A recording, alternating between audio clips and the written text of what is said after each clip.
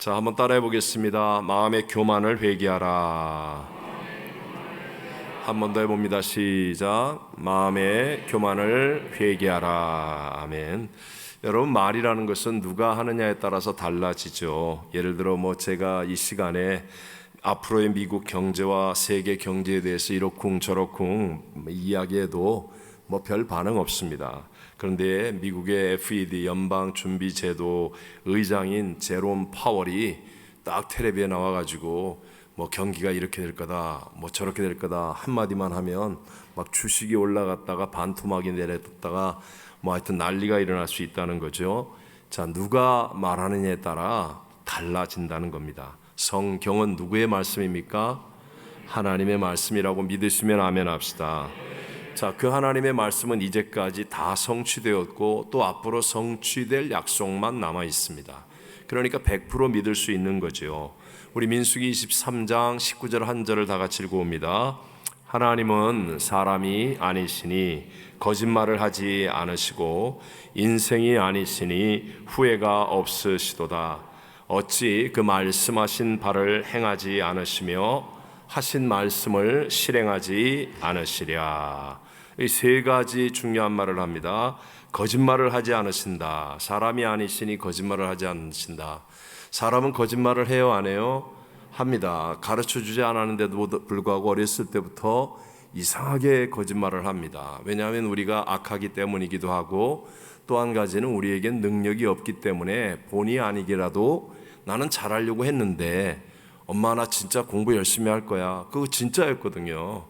근데 능력이 안 돼가지고 자고 앉아가지고 두들겨 맞고 거짓말쟁이가 되기도 하고, 그게 인간이기 때문에 능력이 안 되기 때문에 거짓말을 하죠. 근데 우리 하나님은 어떠세요? 참이시잖아요. 그렇고 우리 하나님은 전지전능하시잖아요. 능력이 안 되는 일이 있어요, 없어요? 없죠. 죽은 자를 살리고 없는 것도 있는 것처럼 부르시는 창조주이시고 전능자이신데 능력이 안 되는 게 없잖아요. 그러니까 하나님은 거짓말을 하신다 안 하신다? 하지 않는다. 사람이 아니니 거짓말을 하지 않으세요. 또 후회하지도 않으세요. 사람은 내일 일을 알지 못하기 때문에 늘 후회하잖아요. 그 사람 만나지 말았어야 하는데, 그 물건 사지 말았어야 했는데, 그때 그걸 샀어야 되는데, 그때 그 일을 안 해야 되는데, 그때 거기 있어야 되는데 등등 늘 인생은 후회하지만 하나님은 후회가 있을까요, 없을까요? 없으시죠. 전지하신 분이니까요. 또 마지막으로 하나님은 말씀하시고 그 말씀을 반드시 실행하시는 분이라고 말씀합니다. 여러분 믿으세요? 하나님 말씀이 반드시 이루어질 거라고 믿으세요? 자, 그 주님께서, 그 하나님께서 예수님을 통하여 이 땅에서 하신 첫 번째 메시지가 뭐라고 그랬어요? 마태복음 4장 17절에 이때부터 예수께서 비로소 전파하여 이르시되 회개하라 천국이 가까이 왔느니라 하시더라. 참이에요, 거짓이에요? 참입니다. 회개하면, 내가 참된 회개의 사람이 되면 여러분, 우리가 가야 할 천국도 확실해지고 지금 내 심령 안에도 천국을 누리게 될 줄로 믿습니다. 대적이 일어나도, 상황이 어려워도, 사자굴에 들어간다 할지라도, 불풀무 속에 들어간다 할지라도, 유락으로 강풍을 만난다 할지라도 내가 진실로 참된 회개하여 하나님을 믿는 믿음이 되면 희한하게도 내 안에 천국이 임한다는 거예요. 그것을 세례요한도 똑같이 외치지 않습니까? 세례요한은 예수님의 길을 예비하기 위해서 하나님이 세우신 선지자 중에 선지자였습니다. 마태복음 3장 1절과 2절을 다 같이 읽어봅니다.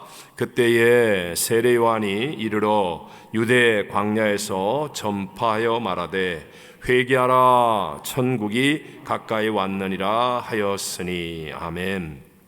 자, 똑같이 회개하라 천국이 가까이 왔느니라는 말씀을 전하셨다는 이것이 정말 중요한 것입니다. 여러분, 우리의 믿음의 제일 첫 번째는 예수를 믿음으로 죄사함을 받고 우리의 영혼이 구원을 받아 천국 가는 것인 줄로 믿습니다. 근데 이 믿음이 진짜 믿음이 되어야 된다는 거예요.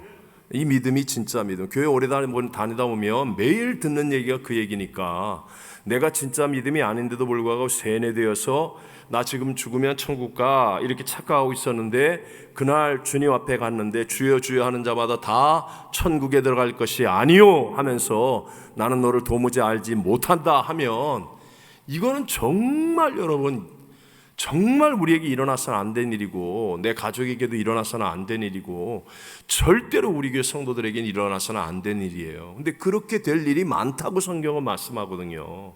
그날에 그렇게 될 사람들이 많다고 성경은 말씀하다는 거예요. 부모님들이 아무리 나이가 든 자식이라 할지라도 평생 반복하시면서 당부하는 내용들이 있잖아요. 정말 사랑으로 자식을 위해서 하는 말, 어떤 말을 하십니까? 뭐 나라를 살려라. 전화했는데 한국에 계신 부모님한테 전화했더니 부모님이 얘야 잘 있냐? 그러면서 너는 나라를 살려라. 뭐 이런 얘기 안 하신다고요. 차 조심해라. 뭐 밥은 꼭 챙겨 먹니? 뭐 이런 얘기 하시잖아요. 그래요, 안 그래요? 뭐 미국 경제를 살려라. 막 이런 얘기 안 하신다고요. 아주 평범하지만 단순하고도 사실은 그것이 정말 어떤 면에서는 우리 인생에 중요한 말이 된다는 거죠. 하나님 나라의 진리도 마찬가지입니다. 반복한다는 것, 그것은 굉장히 중요한 의미가 있다는 거예요. 예수님께서 처음에 오셔서도 회개하라 천국이 가까웠느니라. 예수님의 길을 예배하는 세례 요한도 예수님의 일평생의 사역 속에서도 부활하시고 난 다음엔 오직 딱 하나, 하나님 나라의 일밖에는 얘기 안 하셨다고 그랬잖아요. 이 땅에서 어떻게 하면 뭐 착하게 산다, 잘 산다, 그런 얘기 안 하셨잖아요. 딱 하나 하나님 나라의 얘기만 하셨고, 그리고 예수님이 이 땅에서 마지막 다가올 미래에 대해서 분명하게 얘기하시잖아요. 왜 종말에 대해서 예언의 말씀들을 하셨습니까? 그거 사실 어떤 면에서 굉장히 우리로 하여금 헷갈리게 만드는 일이기도 하거든요. 그렇게 하신 이유는 그 일이 분명히 이루어질 일이기 때문에 우리에게 준비하라고, 우리가 깨어 있으라고, 그날이 곧 다가올 테니까 우리 반드시 올바른 믿음으로, 회개하는 올바른 믿음으로 천국 가는 사람 되라고, 구원의 자녀가 되라고. 네? 마지막 때는 세상이 우리를 헷갈리게 하니까 미혹의 영이 가득해서 믿는 자인지 안 믿는 자인지 진짜인지 가짜인지 모르는 시대가 이제 오니까, 그 시대가 우리 앞에 펼쳐지고 있으니까, 그러니까 우리에게 진짜 중요한 건 구원이다. 세상에서 암만 잘 살아도 구원 못 받아서 영생 지옥 가면 그건 잘 산 게 아니다. 제발 구원 받아야 된다. 그래서 또 반복해서 주님께서 우리에게 말씀하시는 거예요. 여러분 생각해 보세요. 이 코로나 팬데믹은요, 종말의 시계추를 엄청나게 앞당겼습니다. 정말로 무시무시하게 앞당겼다는 사실. 지금 현재 나타나는 이 말세적인 현상을 보십시오. 온 세상에 지진, 화산 폭발, 또 뭐 기근, 테러, 전쟁, 난리와 난리의 소문. 아니 생각해 보십시오. 양대 패권 국가인 미국과 소련이 우크라이나를 놓고 전쟁을 지금 하려고 합니다. 일촉즉발이에요. 이거보다 더 큰 전쟁이 어디 있어요? 그리고 2대 강국이라고 말하는 미국과 중국이 패권 다툼을 하고 있잖아요. 2021년까지는 한 나라 대 한 나라였지만 이제는요, 올해부터는요, 미국의 연합군과 중국의 연합군이 이제 어마어마한 패권 다툼을 합니다. 전 세계가 지금 완전히 일촉즉발의 사태입니다. 이건 성경이 예수님 오실 때가 가까웠다고 말씀한 그대로의, 더 이상의 증거는 나타날 수가 없을 만큼 그대로라는 거예요. 그럼 지금 우리가 정신을 차리고 깨달아야 될 게 뭡니까? 내 영혼 진짜 구원받았나? 내 믿음 진짜 참 믿음인가? 나 교회 그냥 왔다 갔다 하고 직분 주니까 왔다 갔다 하고 뭐 좋은 일 있으니까 왔다 갔다 하고 교회 친구들 많으니까 왔다 갔다 하고 습관이 돼서 왔다 갔다 하고 지금 이렇게 다녀야 될 때가 아니라 정말로 내 믿음은 정말 회개하여 예수의 생명이 내 안에 있는 참된 믿음인가? 여러분 이걸 반드시, 이건 누구도 확인을 못 해주는 거예요. 하나님과 나만 할 수 있는 거예요. 여러분 내 믿음을 내 아내도 속입니다. 내 자식도 속일 수 있어요. 다 속일 수 있습니다. 목사인 제가 여러분들도 속일 수 있습니다. 하지만 나는 못 속여요. 하나님은 못 속인다는 거예요. 그러니까 정말 우리가 이 시간에 나 자신의 믿음을 돌아봐야 합니다. 내가 예수를 믿는다라고 말하는 이 믿음이 정말 참된 회개를 한 진짜 믿음인지 우리 몇 주 동안에 다시 한번 잘 돌아보고, 이런 것은 우리가 꼭 회개해야 되겠다라고 깨달음이 다가오고, 그래서 결단하여서 우리 예수님이 다시 주인 되는 Not I but Christ가 꼭 이루어지는 그런 회복의 시간이 되시기를 주의 이름으로 축원합니다.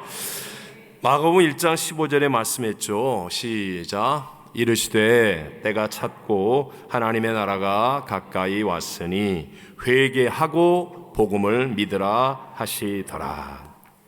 진짜 회개는 우는 거 아니라고 그랬어요. 교회 오래 다녔다고 되는 거 아니라고 그랬어요. 다른 게 아니에요. 후회하고 뭐 눈물 흘리고 이런 게 아니라고요. 기도 좀 많이 하고 그런 것으로 참된 회개를 말하는 게 아니라 참된 회개는 반드시 죄를 떠나야 합니다. 죄를 버려야 합니다. 아시겠습니까? 아무리 가슴을 치고 눈물을 많이 흘렸는데 그 다음날 또 그 짓 하고 있으면 그건 참된 회개예요, 아니에요? 아니라는 거예요. 참된 회개 아닙니다. 물론 사람이기 때문에 연약하여 또 할 수 있는데요, 내가 적어도 참된 회개를 하잖아요. 그럼 또 할 때는요, 반드시 하나님의 어떤 사인들이 다가옵니다. 그리고 빨리 깨달았고 돌이키게 해주십니다. 그러니까 정말 돌이킴을 향하여 돌아선 사람이 반드시 돼야 돼요. 그래서 우리를 다스리는 건 사실 무의식의 세계인데, 의식은 10% 정도밖에 안 되고, 무의식, 유전적으로 내 안에 잠겨진 무의식이라든가, 내가 언어의 능력이 생기기 전에, 어떤 논리의 능력이 생기기 전에 어린 시절에 내 안에 형성된 무의식이라든가, 아니면 살아오면서 나도 모르게 생겼던, 아니면 의식적으로 생겼던 트라우마나 상처나 사건이나 어떤 일로 내 안에 감추어진 무의식의 세계, 사실은 이것은 우리가 어떻게 할 수 없는 일이거든요. 이걸 해결할 수 있는 유일한 길이 뭐예요? 십자가의 예수를 만나는 거예요.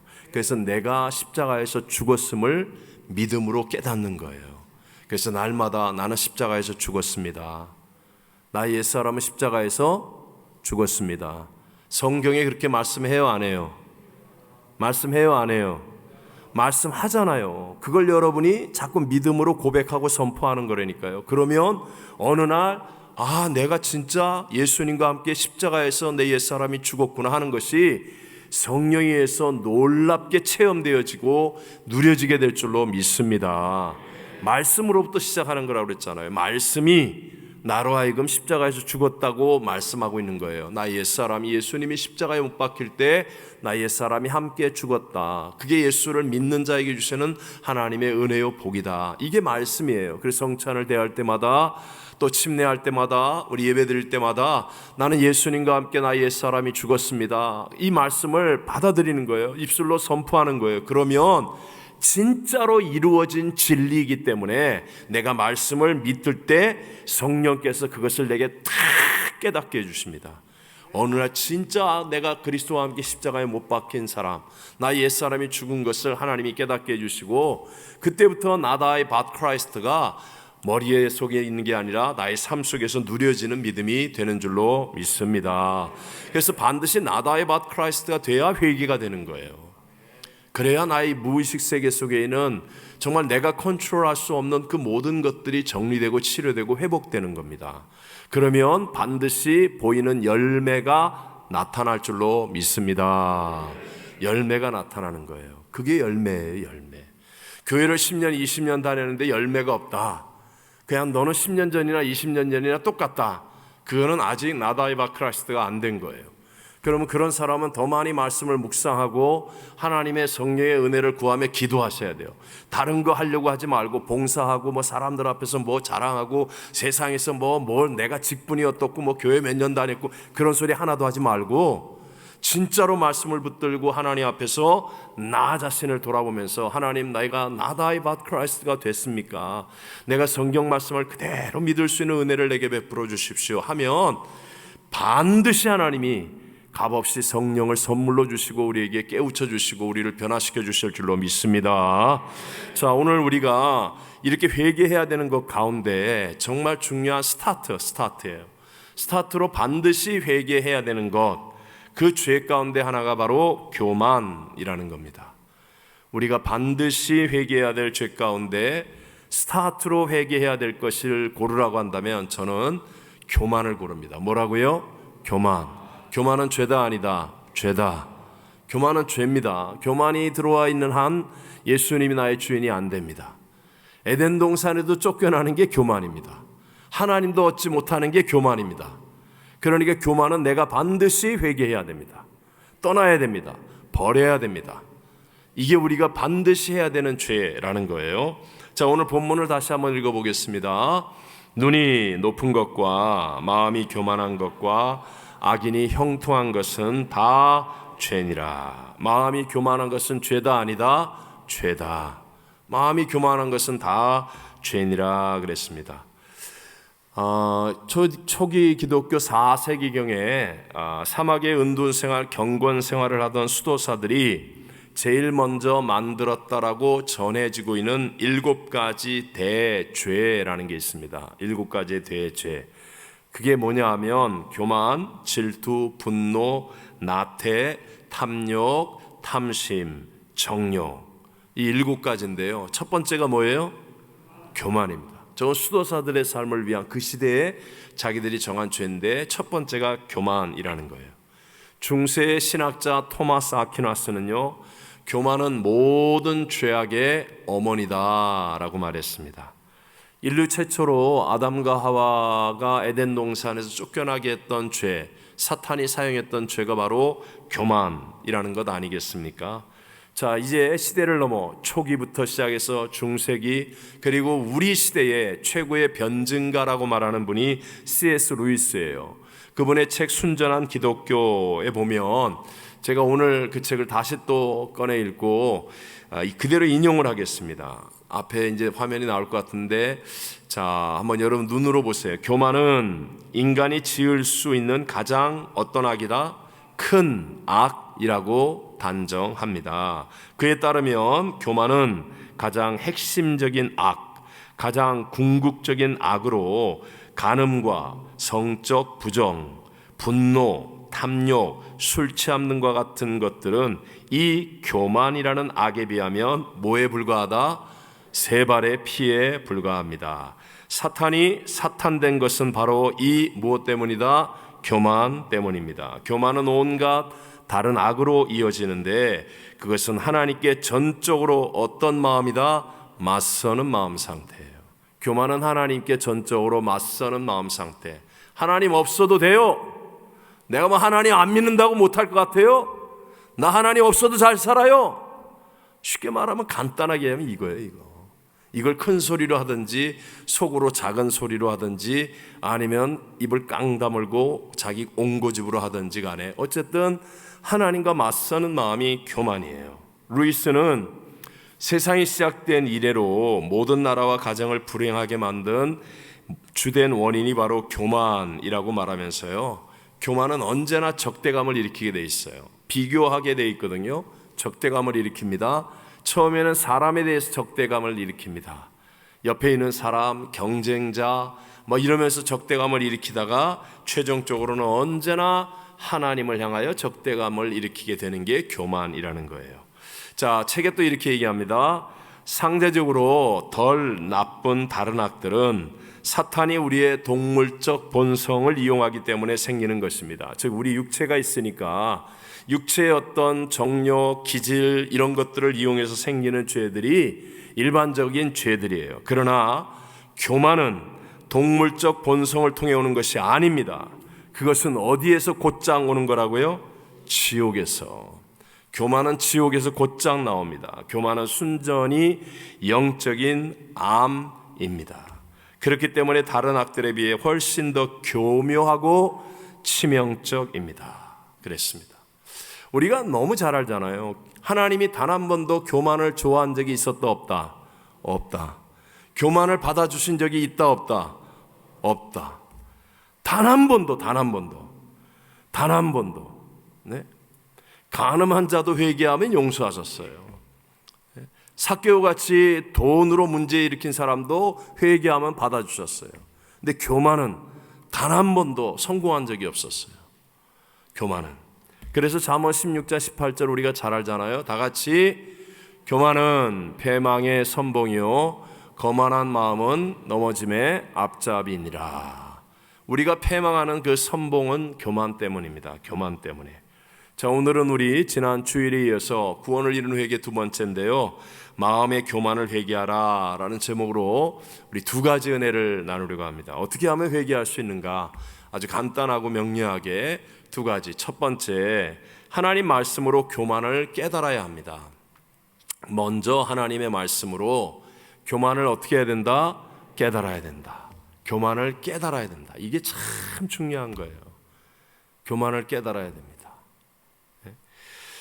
교만을 이기는 첫걸음입니다. 첫걸음. 그것은 바로 내 안에 교만이 있다는 것, 내 자신이 교만하다는 사실을 깨닫는 것으로부터 시작하는 거예요.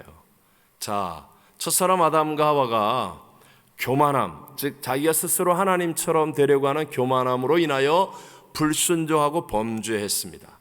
아담과 하와의 후손으로 태어나는 우리 모든 사람은 다 그 교만의 피가 우리 속에 흐릅니다. 표범이의 얼룩무늬가 있잖아요. 있어요, 없어요? 표범의 얼룩무늬는 목욕을 자주 하면 지워진다, 안 지워진다? 안 지워지죠. 마찬가지로요, 우리 안에는 교만의 피가 흐르고 있어요. 이것은 좋은 학교를 다닌다고 없어지지 않습니다.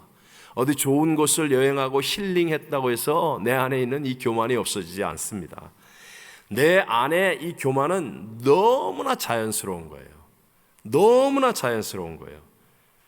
그래서 어떤 분이 이런 말을 해요. 교만은 더러운 입냄새와 같다 그래요. 더러운 입냄새와 같다. 생각해 두세요. 더러운 입냄새. 더러운 입냄새는 무슨 의미냐면 웬만하면 입냄새는 자기한테는 안 납니다. 몰라요. 마스크를 쓰고 있으면 날지 모르지만 일반적으로 입냄새는 자기한테는 안 나는데 근데 다른 사람은 다 고통을 당하는 거예요. 그래요, 안 그래요? 그래서 교만이 바로 이렇다. 자기만 모른다는 거예요. 자기한테는 지극히 자연스러워서 절대로 자기는 교만이 아니라고 얘기해요. 자기는 교만이 아니라고 얘기해요. 근데 다른 사람은 다 그 사람이 교만 때문에, 고집 때문에, 깨어지지 않은 자아 때문에 다 고통스러워해요. 이게 교만의 특징이라는 거예요. 교만에 빠지잖아요. 교만이 커지면 자기 합리와 자기 정당성이 강해집니다. 그래서 자기를 객관적으로 보지 못해요. 세상 모든 만사를 자기 중심으로 해석합니다. 하다못해 교회 예배 시간도 그래요. 왜 7시 반에 모입니까? 나는 7시 반에 가게 문을 닫으니까 8시 반에 모여야 됩니다. 그러면서 나 교회 안 나가! 웃기죠? 쉽게 얘기하면 이런 얘기예요. 다 만사를 자기 중심으로 해석하는 거예요. 자기 중심으로. 가인이 아벨을 때려 죽였습니다. 돌로. 자기 동생을.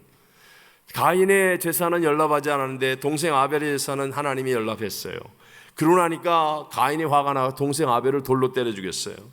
하나님께서 가인에게 오셔서 아벨아, 아벨이 어디 있느냐? 네 아우 아벨이 어디 있냐? 그러니까 가인이 그냥 딱 정색하라고 얘기하잖아요. 내가 아우를 지키는 자입니까? 그러면서 그냥 대들잖아요. 무슨 의미예요? 왜 내 제사가 거부당했습니까? 이거 아벨 때문에, 아벨 때문에. 그래서 내 제사가 거부당한 거 아닙니까? 왜 아벨 때문에 제사가 거부당한 거예요? 쥐가 엉터리 같은 제사를 드린 거지. 근데 매사를 이렇게 자기중심적으로 자기 정당화, 자기 합리화를 가지고 자기가 행한 모든 것들을 다 합리화시키는 거예요. 자기중심으로. 가끔 가다가 우리도 이런 함정에 빠지죠. 뭐 사춘기 얘기합니다. 사춘기니까 애들을 건들지 말아라. 교회 안 나가도 가만히 내버려둬라. 무슨 사춘기가 무슨 훈장입니까? 뭘 교회를 안 나오는데 가만히 내버려둬요? 사춘기라고.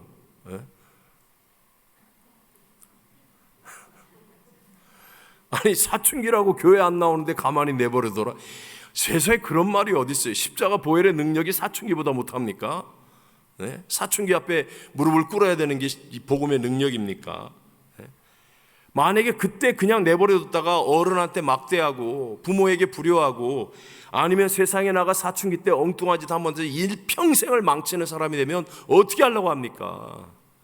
무슨 사춘기니까 그냥 내버려둬요. 그 자기 정당화라니까요. 자기 합리라니까요. 뭐든지 자기 중심으로 해석하는 그런 거예요. 우리 비슷한 얘기하죠. 갱년기라서 교회를 못 나간다고. 네? 참나. 아니 무슨 갱년기는 뭐 자기가 우울해도 되는 뭐 역사적인 사명을 띠는 겁니까? 네? 아니 무슨 갱년기가 십자가 능력보다 큽니까? 복음이 갱년기보다 못합니까? 물론 말의 의미는 우리가 다 이해하죠. 받아들이죠. 사춘기 또 갱년기 잘 이렇게 케어하고 또 해야, 그건 맞는 말이에요. 그렇지만 그런 것들을 복음의 능력, 예수님 십자가 보혈의 능력보다도 더 정당화하고 합리화하고, 뭐 오미크론이 복음보다 더 위대합니까? 네? 그게 무슨 뭐 예배 안 드려도 되는 무슨 딱지입니까? 그게 면죄부입니까? 네? 그런 거로 자기 정당화하고 합리화하는, 그게 여러분 교만이라니까요. 교만. 내가 역사의 중심이 되려고 하는 교만. 네? 그래서 오늘날 교회가 무능력해지고 복음의 능력이 사라져버리고 있는 거예요. 여러분, 예수님과 함께 동행하는 사람들은 그런 것들을 이기게 될 줄로 믿습니다. 혹시라도 여러분 가운데 혹시 난 아직도 부모님을 잘못 만나서, 우리 부모님은 금수저가 아니라 흙수저라서 내 인생이 이렇다, 나는 세상을 잘못 만나갖고, 그때 이민 나가가지고 난 그때 말이지 환경을 잘못 만나갖고 그래서 나는 내 인생이 이렇다, 이런 생각을 하거나 이따위 소리를 입에다 달고 사는 사람은 예수님을 발로 밟고 있는 것과 같은 거예요. 예? 그건 진짜 복음의 능력을 철저하게 무시하는 거예요. 교만이에요, 교만. 정말 하나님이 싫어하는 거예요. 하나님의 말씀의 능력을 믿게 되시기를 바랍니다.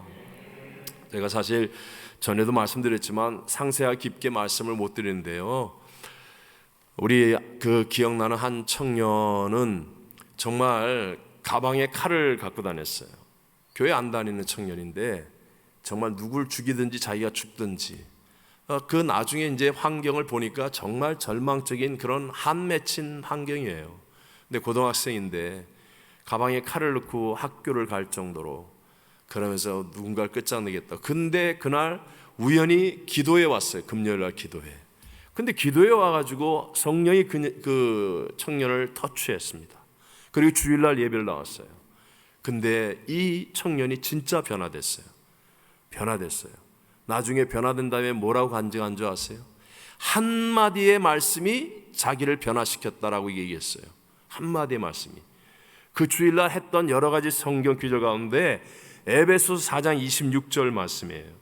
분을 내어도 죄를 짓지 말며 해가 지도록 분을 품지 말고 하는 이 말씀이 비수처럼 자기에게 꽂혔다는 거예요. 지워지지 않고, 자기는 성경도 모르고 아무것도 모르는데 금요일날 왔다가 청년들이 막 뜨겁게 기도하는 거 보고 자기도 그냥 기도하다가 자기 신세에 울고불고 한 건 사실이에요. 자매예요, 자매. 아주 독종 같은 자매입니다. 진짜 무서웠습니다. 근데 그때 은혜를 받았어요. 근데 주일날 예배드리다가 이 말씀이 자기에게 꽂혔어요. 그리고 난 다음에 집에 가서 죽이고 싶도록 미운 아버지, 정말 자기의 가정 형편, 자기의 짓밟힌 인생, 여기에 대해서요 죽이고 싶도록 미운 마음이 생기는 건 사실인데, 해가 지도록 분을 품지 말며 이 말씀이 이 자매에게 꽂혔어요. 그래서 이 말씀대로 붙잡고 씨름했더니 변화되기 시작하는 거예요. 완전히 바뀐 자매가 되었습니다. 정말 훌륭한 자매가 되었습니다. 이 자매 미국에서 지금 잘 살고 있어요. 애 셋 낳고. 그래서 내가 너무 깊이 자세히 얘기하면 안 돼. 한마디의 말씀이에요. 그런데 사는 역사가 일어나는 거예요. 하나님 말씀은 위력이 있는 줄로 믿으시기 바랍니다. 하나님 말씀은 오류가 없고 거짓이 없어요. 천지가 없어질지라도 하나님의 말씀은 1.1에 변하지 않습니다. 하나님 말씀은 죽은 자를 살리는 능력이 있고요, 말씀이 생명이시고 말씀이 하나님이기 때문에요, 말씀이 졸지만 않고 아멘으로 잘 받아들이면, 그러면 이 말씀이 여기에 탁 심겨지면요, 내가 어찌해서 되는 게 아니고요, 이 말씀이 생명이기 때문에 자라서 열매를 맺게 될 줄로 믿습니다. 또 한 가지가, 왜 성경을 통해서 내 교만을 깨달아야 되느냐? 성경적으로는 겉으로 드러나는 것만 죄가 아니라 속으로 짓고 있는 것도 죄라고 말씀하지 않습니까? 우리는 미움을 갖고 있다고 해서 경찰이 잡아가거나 재판정에 서지 않는 세상에 살고 있습니다. 근데 성경은 미움을 가지고 아무도 몰라. 근데 내 속에 미움을 가지고 있어도 이게 살인한 것과 같다고 그러잖아요. 진짜 사람을 죽이는 행위가 살인이 아니라 살인하려는 마음을 품은 것도 살인이라고 성경은 말씀하시잖아요. 진짜로 간음해서 이게 간음이 아니라 마음속에 음욕을 품은 것도 간음이라고 얘기하잖아요. 이걸 말씀하시잖아요. 그래서 여러분 성경을 읽으면 뭐가 달라지느냐? 내 마음속에 있는 것들이 깨달아지는 거예요. 겉으로는 내가 멀쩡한 척하고 아주 그냥 남들한테 그냥 멋있는 사람이고 착한 사람이고 뭐 훌륭한 사람이고 그래도 이 마음속이 깨끗하지 못하기 때문에 예수님이 동행을 못하는 거거든요. 근데 성경을 읽으면 다른 사람은 아무도 모르는데 성경을 읽으면 희한하게 내 마음속이 비추는 거예요. 이 마음이 정결해지는 거예요. 그래서 마음속에 평안이 넘쳐나게 되고 예수님이 주인 되어지는 Not I but Christ가 이루어지게 되는 줄로 믿습니다. 보세요. 우리가 성경을 읽으면 나의 죄인됨이 확실하게 깨달아지거든요. 내가 죄인됨이 깨달아지면 다른 사람이 아닌 주님께 집중하게 되어 있어요. 근데 자기가 죄인됨이 깨달아지지 않은 사람은요, 자꾸만 다른 사람들의 겉으로 드러나는 것을 가지고 판단하고 비난하고 정죄하게 되어 있어요. 그래서 교회에서도 맨날 문제 얘기하는 사람 있잖아요. 문제 제기하는 사람.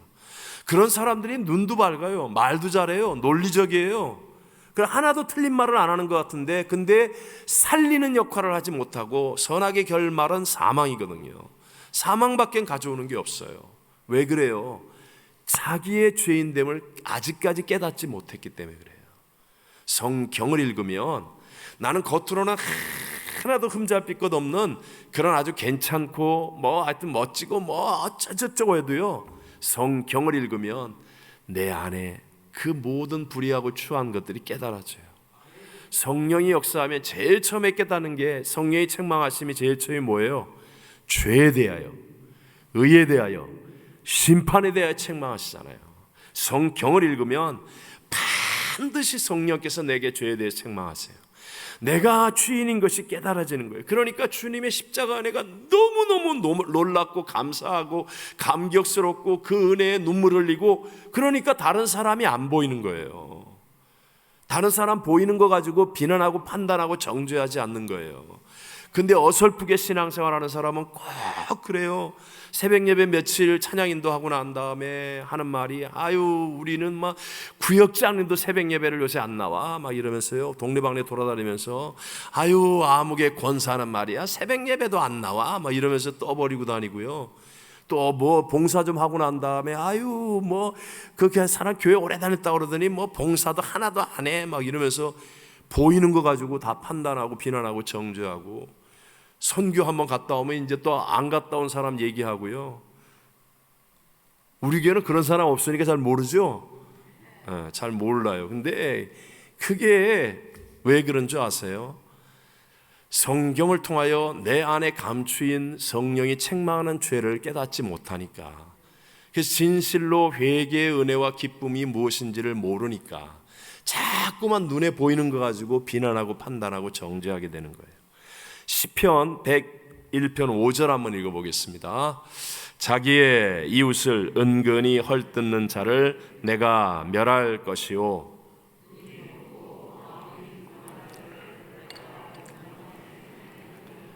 보세요. 이웃을 은근히 헐뜯는 자를 하나님이 어떻게 한다고요? 멸할 것이라고요. 눈이 높고 마음이 교만한 자를 하나님이 어떻게 해요? 용납하지 아니하리라 그러잖아요. 아니하리라. 성숙한 사람은 늘 자기를 돌아봅니다. 끊임없이 자기를 청소할 줄 아는 사람이에요.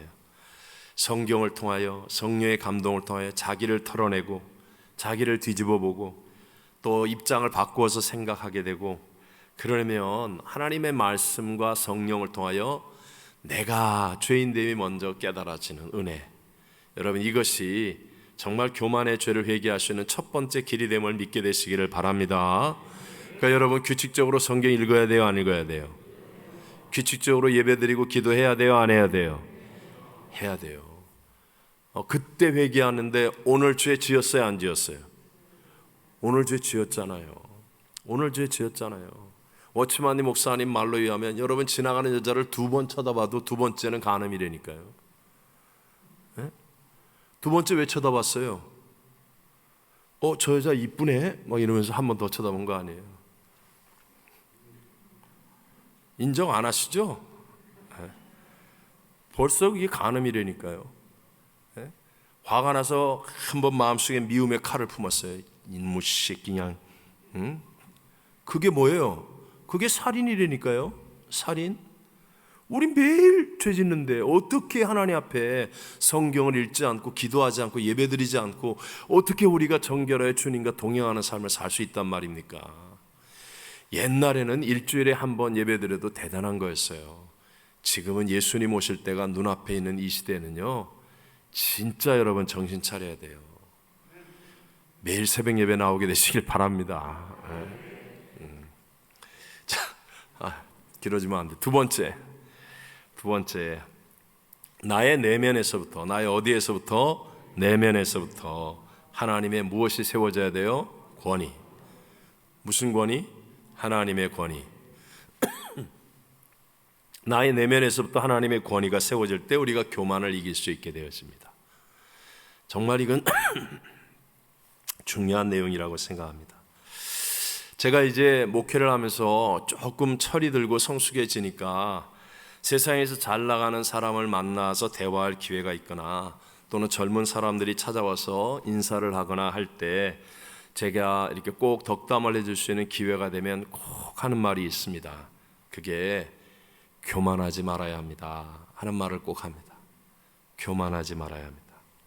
그러면 제가 이게 아직까지 해보면 그렇게 깊이 있게 잘 받아들이려고 하지 않는 것 같아요. 왜냐하면 특히 젊은 신혼부부나 이런 부분들 보면 대부분 자기들이 열심히 잘 살 수 있을 것이라고 생각하고 있거든요. 젊은 사람들 이제 뭐 꿈을 펼치면서 내가 열심히 하면 돼. 목사님 이제부터 나 열심히 공부할 거예요. 이제 열심히 살 겁니다. 나 직장생활 잘해서 내가 이루는 목표를 이룰 겁니다. 내가 하고 싶은 거 하면서 나 이제 행복하게 살 겁니다. 여러분 틀린 말 아닙니다. 하지만 여러분 진짜 중요한 것이 빠져 있다는 거, 그걸 여러분 깨달아야 돼요. 그 말들 속에 진짜 중요한 게 뭐예요? 하나님이 빠져 있으시다니까. 하나님이 진짜 우리를 행복하게 해줄 수 있는 분이, 여러분 좋은 대학 나오고 좋은 직장 가고 좋은 봉급 받으면 행복해진다고요?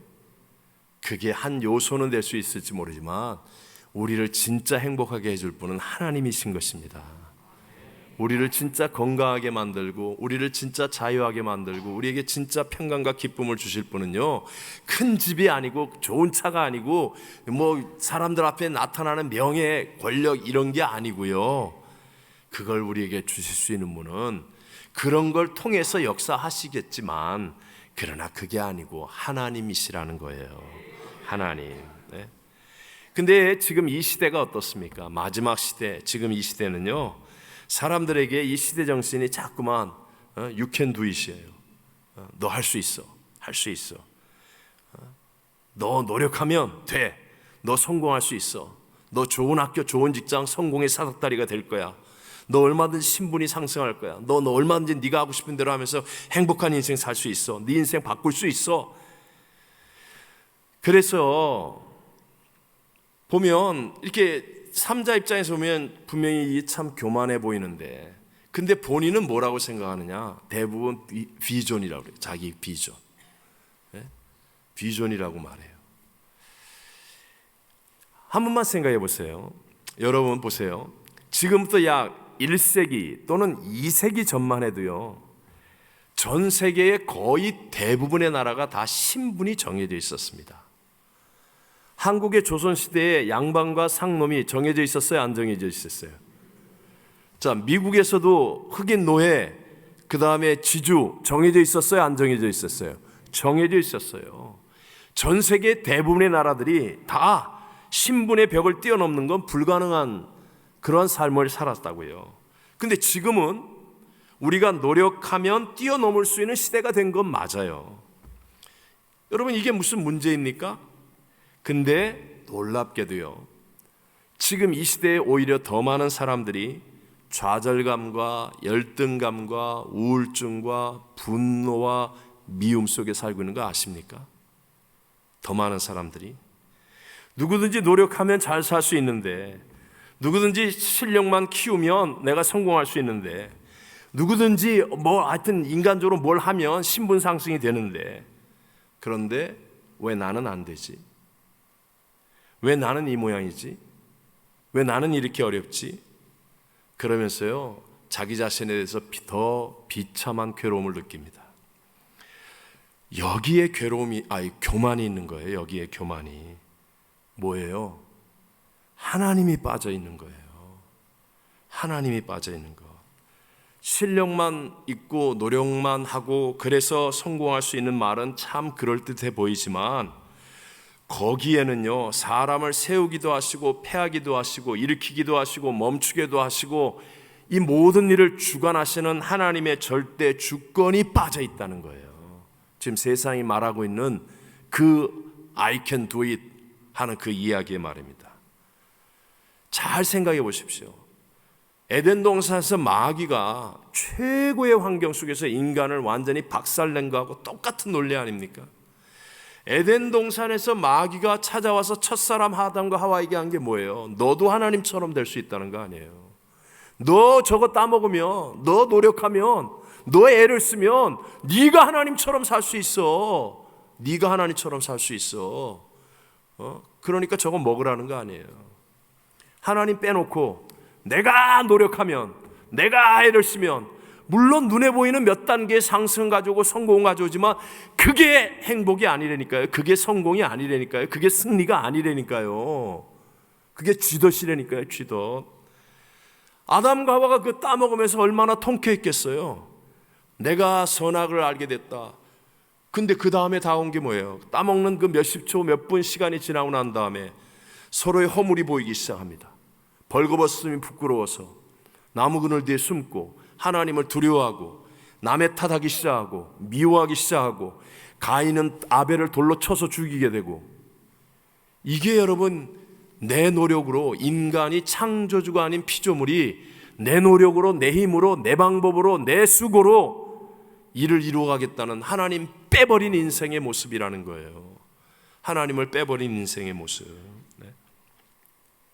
그 이후에 내가 하나님처럼 살 수 있어, 내가 다 할 수 있어, 내가 선악을 분별하고 내 마음대로 살 수 있는 거야. 결과가 뭡니까? 다가온 건 땅이 저주를 받아 가시왕건키를 내고, 인간은 이모의 수고의 땀을 흘려야만, 평생 동안 그 고생해야만 먹고 살 수 있게 되었어요. 여자는 해산의 고통이 되어졌고 남편의 다스림을 받아야 했고, 결국은 죄와 사망의 종이 되어서 평안을 잃어버리고 소망을 잃어버리고 진짜 기쁨과 자유를 잃어버린 채 종된 삶을 살게 된 것 아닙니까? 저도요, 처음에 사명감으로 목회를 시작했지만 목회를 하면서 저도 성공을 위해서 노력했던 목사였었습니다. 처음에 분명히 하나님 앞에 제가 임지를 갈 때 저는 하나님의 사명과 부르심의 증거를 구했고 받았습니다. 그래서 나는 아무도 여기 오지 않는다 할지라도 나는 여기서 하나님의 사명을 다하겠습니다. 그리고 교회를 시작했어요. 개척했어요. 근데 시간이 지나면서 열심히 목회를 해서 나도 내 교회가 커지고 성도가 많아지고 나도 소위 말하는 성공한 목회자가 되려고 몸부림을 쳤습니다. 몸부림을 쳤습니다. 진짜 기도 많이 했어요. 뭐 때문에? 설교 잘하게 해달라고, 기도에 하나님의 기적과 능력이 나타나게 해달라고, 선교에 막 그냥 대박나게 해달라고. 정말 기도 많이 했어요. 그 덕분에 17년 동안 열심히 해서 정말 남들이 바라보는 기적들을 이루었습니다. 2층의 성전 건축, 4층 교육관, 옆에 선교관, 6만 6천 평의 수양관, 기도원, 파라과이 나라 전체에서 하나밖에 없는 외국인 묘지, 또 인디안 선교센터, 그 다음에 주의 종들이 일어나서 남미에 다 나가고요.